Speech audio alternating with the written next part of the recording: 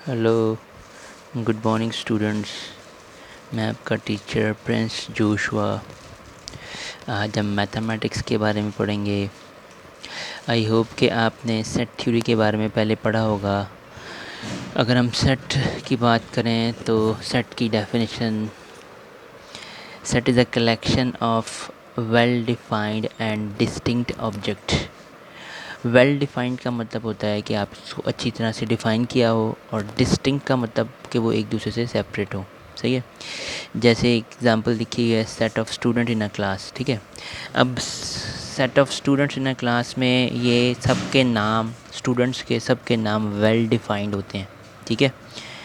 अगर एक स्टूडेंट है, उसका नाम अम्बरीन है, और दूसरी स्टूडेंट्स का नाम भी अम्बरीन है, तो उसके फादर्स का नाम क्या होगा? डिफरेंट होगा। ठीक है। या उसकी कॉस्ट डिफरेंट होगी, जिसकी वजह से वो क्या हो जाएगी? वेल डिफाइंड भी हो जाएगी, और डिस्टिंक्ट का मतलब है एक दूसरे से सेपरेट हो जाएंगे। ठीक है। अब ऐसा नहीं होगा कि अम्बरीन बोलूँगा तो दोनों उठ जाएंगी, क्योंकि अगर दो होंगी तो सेपरेटली उसका नाम लेना पड़ेगा। ठीक है। ओके।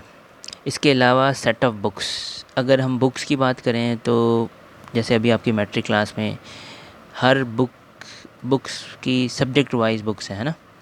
तो सेट ऑफ बुक्स भी हो सकती हैं, ये वेल डिफाइंड होती हैं, क्योंकि फ़िज़िक्स की अलहदा होगी, केमिस्ट्री की अलहदा होगी, बायो की अलहदा होगी, इंग्लिश की अलहदा होगी, और एक दूसरे से डिस्टिंक्ट भी होंगी। Set of colours, pencils, colour pencil में जैसे आप कलर्स चूज़ करते हैं तो येलो है, ग्रीन है, सारी पेंसिल स्ट्रक्चर सबका सेम बना होता है, लेकिन उन सब के कलर्स अलग अलग होते हैं। तो set is a collection of well defined and distinct object. ठीक है। इससे पहले अगर आप छोटी क्लासों में देखें तो set is a collection of objects करते थे, सिर्फ ऑब्जेक्ट्स करते थे, या set is a collection of members. लेकिन जब आप 6, 7, 8 में आए तो फिर इन्होंने ये definition the, well defined and distinct object. ठीक है। वेल डिफाइंड, मैं फिर से रिपीट करूँ, कि अच्छी तरह से डिफ़ाइन किया हो।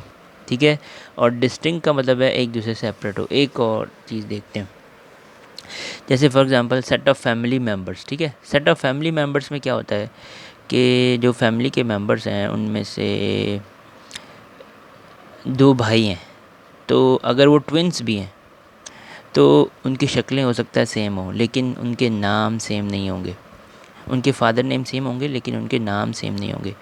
फिर उनमें डिस्टिंक्श और क्या होगा? उनके आई बॉल्स डिफरेंट हो सकते हैं, उनके फिंगरप्रिंट्स डिफरेंट हो सकते हैं। ठीक है। तो जो भी चीज़ें आप देखेंगे उसमें डिस्टिंक्शन डिस्टिंक्ट होगा, एक दूसरे से अलग वो ज़रूर होंगे। ठीक है। अब आगे आते हैं, कुछ सेट्स हैं, ये सेट्स आपने पढ़े होंगे। एन किसको शो करता है?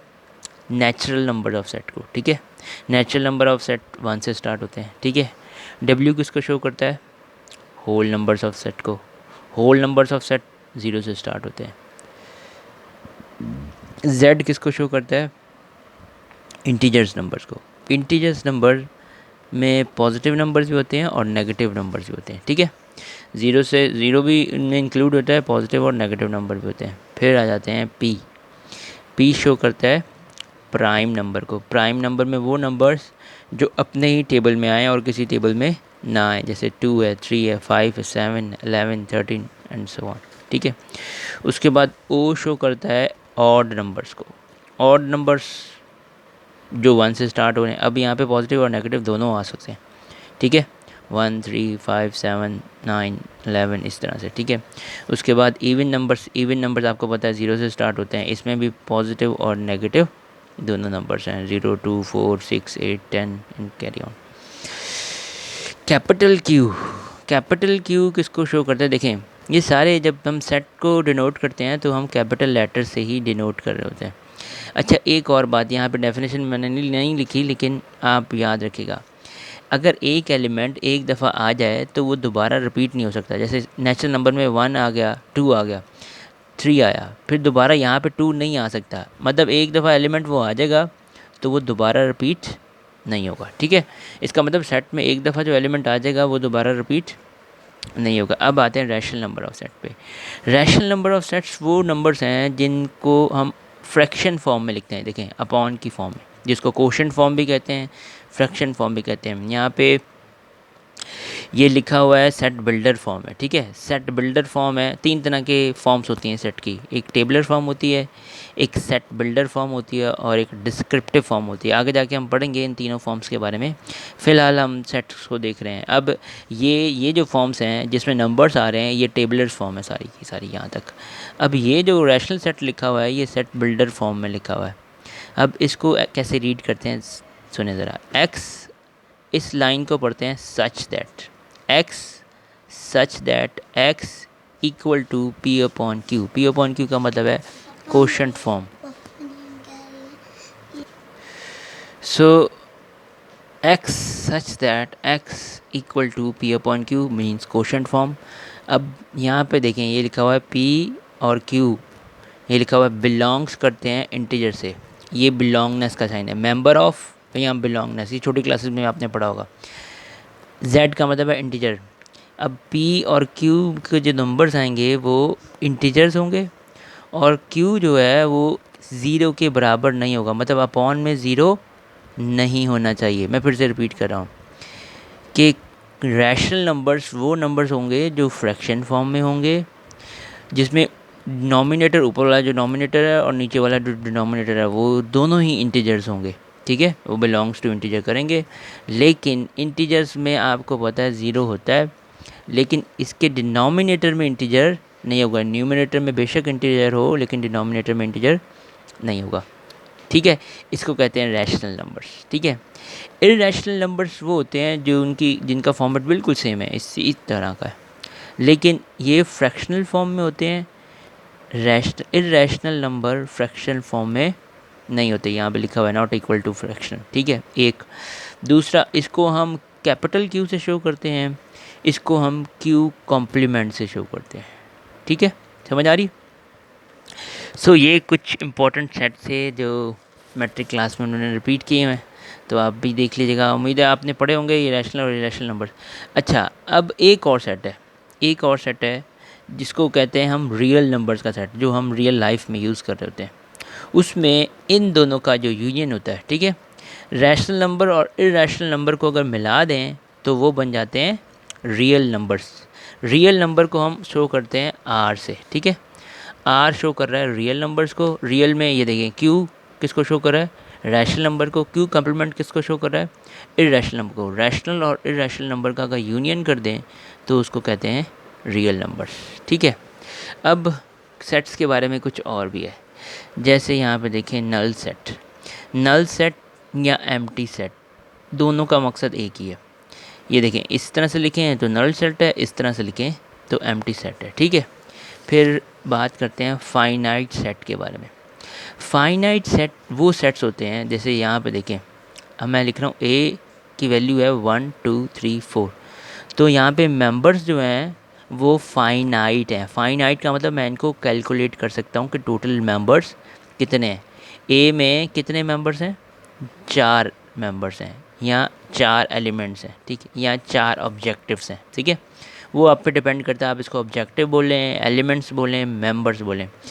मैथमेटिक्स में ज़्यादातर हम टर्म एलिमेंट्स यूज़ करते हैं, समटाइम ऑब्जेक्टिव भी यूज़ कर सकते हैं, ठीक है। यहाँ पे हम बोल रहे हैं कि ये 4 एलिमेंट्स हैं ए में। अगर मुझे पता है कि सेट में कितने एलिमेंट्स हैं तो उसको मैं बोलता हूँ ये फाइनाइट सेट है। यहाँ पे देखें AEIOU, ये क्या चीज़ है, ये वावल्स वर्ड है। मैं कहता हूँ बी में अगर वावल्स वर्ड के सेट हैं तो वावल्स वर्ड्स के एलिमेंट्स कितने हैं, 5। मीन्स अगर मुझे पता है कि सेट में कितने एलिमेंट्स हैं तो वो फाइनाइट सेट कहलाएगा, ठीक। ओके, इनफाइनाइट सेट की बात करते हैं। तो इनफाइनाइट सेट में, जैसे फाइनाइट में मुझे पता था कि नंबर ऑफ़ एलिमेंट्स कितने हैं, इनफाइनाइट में मुझे पता नहीं कि नंबर ऑफ़ एलिमेंट्स कितने हैं, ठीक है। फॉर एग्ज़ाम्पल यहाँ पे 1 2 3 तो शुरू किया उसने, आगे डॉट डॉट लगा रहा है, इसका मतलब है मुझे पता नहीं कि इसका लास्ट सेट क्या होगा, कहाँ तक जाएगा। इसको कहते हैं इनफाइनाइट सेट, ठीक है। जैसे यहाँ पे देखें, ये भी 2 6 8 लिखा हुआ है और आगे डॉट डॉट लगाया हुआ है, इसका मतलब है ये भी क्या है, इनफाइनाइट सेट है, ठीक है। उसके बाद आगे आते हैं इक्वल सेट। इक्वल सेट्स में क्या होता है कि सेम मेंबर्स होते हैं, सेम एलिमेंट्स होते हैं और उसके मेंबर्स भी सेम होते हैं। नंबर ऑफ़ एलिमेंट्स देखें, यहाँ पे देखें, अगर मैं ए सेट की बात करता हूँ तो कितने एलिमेंट्स हैं, 4। अगर बी सेट की बात करता हूँ तो कितने एलिमेंट्स हैं, 4, ठीक है। दोनों के एलिमेंट्स क्या हैं, सेम है। एक एलिमेंट्स सेम होने चाहिए, एलिमेंट्स का टोटल भी सेम होना चाहिए। 4 एलिमेंट्स यहाँ हैं, 4 एलिमेंट्स यहाँ हैं। अब यहाँ पे भी ए है, यहाँ पे भी ए है, यहाँ पे बी है, यहाँ पे भी बी है, यहाँ पे सी है, यहाँ पे भी सी है, यहाँ पे डी है, यहाँ पे भी डी है। अरेंजमेंट इधर उधर हो गई हैं, लेकिन सारे मेंबर्स भी सेम है और एल काउंटिंग में जो टोटल काउंटिंग है उनकी, वो मेंबर्स भी इक्वल है, ठीक है। अगर ये दोनों कंडीशन होंगी, मेंबर्स सेम होंगे और मेंबर्स आपस में काउंटिंग में भी इक्वल होंगे, तो वो सेट क्या कहलाएगा, इक्वल सेट। अब ज़रा यहाँ पे देखें 1 2 3 4, यहाँ पे भी 4 मेंबर्स हैं, बी में भी 4 मेंबर्स हैं, ठीक है। ये दोनों उनकी काउंटिंग तो सेम है, एलिमेंट्स 4 हैं यहाँ पे, इसके भी एलिमेंट्स 4 हैं, काउंटिंग सेम है, लेकिन एलिमेंट्स सेम सिमिलर नहीं है। ये देखें, काउंटिंग से सिमिलर है, मेंबर ऑफ एलिमेंट्स 4 4 हैं, लेकिन यहाँ पे ए है, यहाँ पे 1 है, यहाँ पे डी है, 2 है, तो एलिमेंट सेम नहीं है। जब एलिमेंट सेम नहीं होते तो फिर हम उनको इक्विवेलेंट सेट कहते हैं, ठीक है। Total number of members same होंगे लेकिन एलिमेंट्स डिफरेंट। जैसे यहाँ पे देखिए मैं लिख रहा हूँ कि ए इक्वल है बी के, लेकिन सी इक्वल नहीं है डी के, ए इक्वल नहीं है डी के, बी इक्वल नहीं है डी के, बी और डी आपस में इक्वल नहीं है, हालांकि 4 4 हैं। सी और डी आपस में इक्वल नहीं है, ठीक है। सो इक्वल सेट्स कब होंगे, जब टोटल एलिमेंट्स भी सेम होंगे और मेंबर्स भी, एलिमेंट्स भी सेम और काउंटिंग भी उनकी सेम होगी, ठीक है। अब आते हैं आगे इक्विवेलेंट सेट पे। इक्विवेलेंट सेट को हम इस सिंबल से शो करते हैं। इक्वल को तो हमने एक डबल लाइन से शो करे थे ना, इस तरह से। इक्विवेलेंट को इससे शो करते हैं। अब यहाँ पे देखें, यहाँ ए के सेट के कितने एलिमेंट्स हैं, 4, बी के सेट के कितने एलिमेंट्स हैं, 4, सी के कितने हैं, 4, डी के कितने हैं, 5, ठीक है। अब यहाँ पे मैं ये इक्विवेलेंट का साइन लगा रहा हूँ। इक्विवेलेंट में क्या होता है कि काउंट करते हैं कि इसके ए के और बी के टोटल एलिमेंट्स कितने हैं, इसके कितने हैं, 4, इसके कितने हैं, 4, तो ये इक्विवेलेंट है। मेंबर्स काउंटिंग में दोनों इक्विवेलेंट है, इक्वल नहीं है लेकिन इक्विवेलेंट इसलिए हैं कि जितने एलिमेंट्स इसके पास थे ए के पास, उतने एलिमेंट्स बी के पास थे। ए और सी को कंपेयर करें तो उनमें भी ऐसा ही है, इसके पास भी 4 हैं, इसके पास भी 4 हैं। बी और सी को कंपेयर करें तो इसमें भी ऐसा ही है, ठीक है। तो इनके पास भी 4 हैं, इसके पास भी 4 हैं। और अगर आप ए और डी को कंपेयर करें तो ए के पास 4 एलिमेंट्स हैं और डी के पास 5 एलिमेंट्स हैं, तो ये नॉट इक्विवेलेंट है, ठीक है। ओके, इसके बाद मज़ीद डिस्कस करते हैं प्रॉपर सेट। प्रॉपर सेट क्या होते हैं, एक प्रॉपर सेट को हम इस सिंबल से शो करते हैं, इस सिंबल से, ठीक है। अब प्रॉपर सेट यहाँ लिख रहा है ए सबसेट है बी का। सबसेट का मतलब है मेंबर्स, ए के जो मेंबर्स हैं वो बी में भी होंगे, ठीक है।